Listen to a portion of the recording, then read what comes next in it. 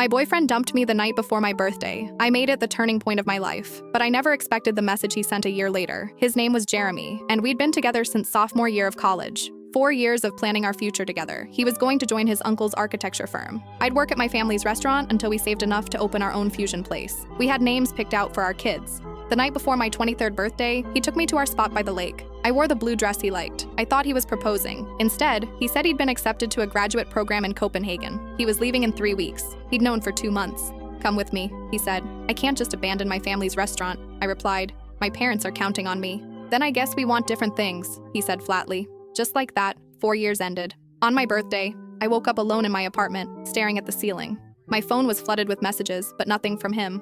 My mom brought over cake. I couldn't eat a bite. For 2 weeks, I was a ghost.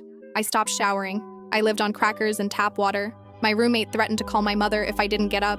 Then something shifted. I looked at myself in the mirror and barely recognized the hollow-eyed woman staring back. My hair was matted. I'd lost 8 pounds. That's when I decided, if he could chase his dreams across an ocean, I could chase mine. I quit the restaurant. My parents were devastated. My father didn't speak to me for weeks. But I'd been suffocating there for years, trapped by obligation. I applied to culinary school in New York, got accepted with a partial scholarship, moved 3 months later with $2,400, a suitcase, and a duffel bag of kitchen knives. The first year was brutal. I worked breakfast shifts at a diner starting at 5 a.m., attended classes all day, then prepped at a French bistro until midnight.